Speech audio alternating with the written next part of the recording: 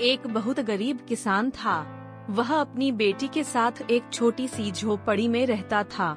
उसके पास खेती करने के लिए इतनी कम जमीन थी कि उसकी फसल को बेचकर उसे बिल्कुल थोड़े से रुपए मिलते थे। उन रुपयों से वे लोग ठीक से खाना भी नहीं खा पाते थे। वह राजा के पास अपनी समस्या लेकर आया। राजा दयालु थे। उन्होंने किसान को अपनी जमीन में से कुछ जमीन दे दी खेती करने के लिए।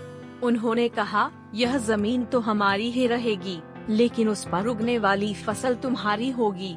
किसान ने राजा को बहुत बहुत धन्यवाद दिया। एक दिन वह खेत की जुताई कर रहा था, तभी उसका हल किसी कठोर चीज से टकराया।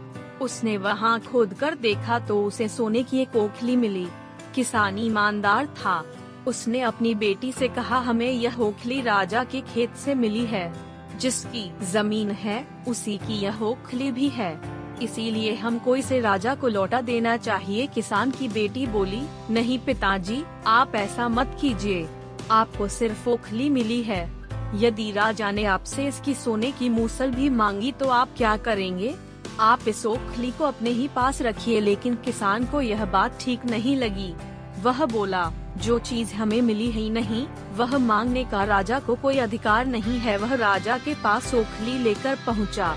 लेकिन दरबार में ठीक वैसा ही हुआ जैसा कि किसान की बेटी ने सोचा था। राजा ने सोचा कि किसान ने लालचवश मूसल अपने पास रख ली है। किसान बेचारा सोने की मूसल कहां से लाकर देता। नतीजा यह हुआ कि किसान को जेल में डाल दिया गया। जेल में ना उसे ढंग से खाना मिलता था, ना पानी। किसान को ऐसी गलती की सजा दी गई थी जो उसने की ही नहीं थी। वह खाए पिए बिना निढाल हो गया। लेटे लेटे वह रोता रहता था और कहता था, बेटी की बात मानी होती, काश मैंने अपनी बेटी की बात मानी होती। एक दिन राजा ने उसे ऐसा कहते हुए सुन लिया। उन्होंने किसान से पूछा कि वह ऐसा क्यों कह रहा है। तब किसान ने राजा को पूरी बात बताई। राजा को अपनी गलती का एहसास हुआ।